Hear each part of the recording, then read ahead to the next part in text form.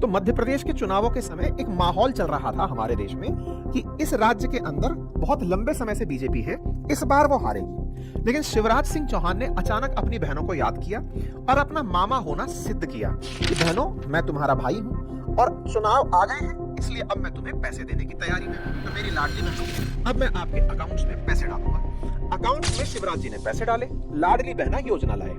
बहनें एक हो गई, भाई की तरफ से आए हुए पैसों को स्वीकार किया कि सरकार की तरफ से हमें हमारे अकाउंट में इतना बढ़िया पैसा मिल रहा है, तो क्यों ना भैया की रक्षा की जाए। तो बहनों ने रक्षाबंधन निभा दिया और ऐसे में शिवराज सिंह चौहान जी की सरकार या पार्टी मध्य प्रदेश में बढ़िया परफॉर्मेंस करते हुए लीड कर गई। चलो साहब, मध्य प्रदेश जीत गए और यहीं से जीत का फॉर्मूला तय हो गया। ये जीत का फॉर्मूला यहां से आगे कॉपी पेस्ट हुआ, पहुंच गया ये फॉर्मूला आपके महाराष्ट्र, यहां से आगे झारखंड, और इन चुनावों में महाराष्ट्र के अंदर माझी लाडली बहना योजना आ गई और झारखंड में मैया सम्मान योजना आ गई। मैया सम्मान या फिर लाडली बहना, दोनों ने ही जहां जहां पैसा बंटवाया वहां वहां महिलाओं ने चुनाव जितवा दिया। महिलाओं का हाल ही में चुनावों में जो बढ़ा हुआ प्रतिशत है, वो कहीं ना कहीं इस बात की ओर इशारा कर रहा है कि महिलाओं के वोट बैंक को ही आकर्षित करने के लिए संभवतः ऐसी योजनाएं चलाई गई होंगी। बारी इस बार केजरीवाल जी की थी।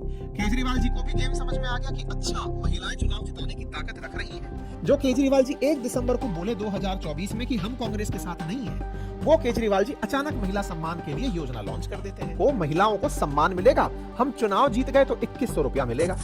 केजरीवाल जी ने कहा कि दिल्ली की महिलाओं को हर महीने 1000 रुपए देना हम शुरू करेंगे, प्रोवाइडेड वो 18 साल की उम्र पूरी कर चुकी हो, मतलब जी आसान भाषा में वो वोटर बन चुकी हो। इस बारे में योजना के लिए रजिस्ट्रेशन शुरू हुआ।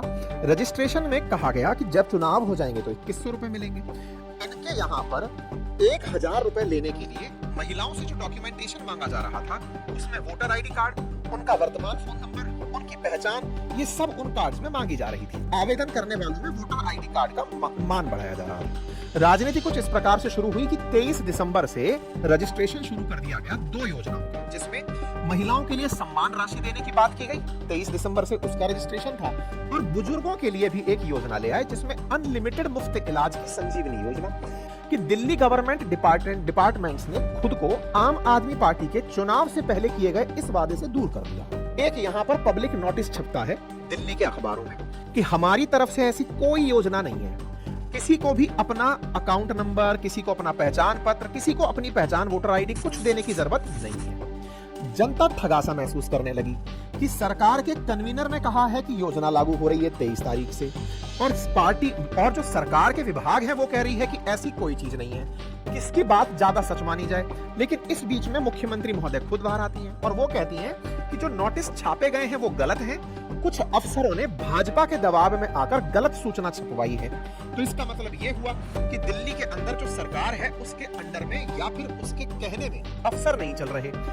इस पर यूथ कांग्रेस 25 तारीख को एक्टिवेट हो जाती है। 25 तारीख को यूथ कांग्रेस एक्टिवेट होकर के केजरीवाल जी के खिलाफ, उनकी पार्टी के खिलाफ शिकायत करने पहुंच जाती है और शिकायत में कहती है कि साहब देखो, ये झूठ बोला गया महिलाओं के साथ कि आपको रजिस्ट्रेशन कराना है और धन मिलेगा, जबकि उनके विभागों की अपनी रिकमेंडेशंस हैं जिसमें साफ कहा गया है कि कोई भी हमारे पास फंड नहीं है देने के लिए, तो हम महिलाओं को पैसे दे कैसे सकते हैं। तो बोले केजरीवाल जी महिलाओं को ठग रहे हैं, लोगों को ठग रहे हैं, और इस आधार पर उन पर हम 420 या धोखाधड़ी का केस कराने पुलिस में आए हैं। कि अजय माकन जी ने बयान दे दिया कि वो फर्जीवाल है और वो एंटी नेशनल है। तो कुल मिलाकर के एक योजना, जिस योजना ने कांग्रेस और आम आदमी पार्टी को बांट दिया, ये तो वो मौका था जब ये बटने की तय तो उसी दिन हो गई थी जब केजरीवाल जी ने 1 तारीख को कह दिया था कि हम कांग्रेस के साथ नहीं है।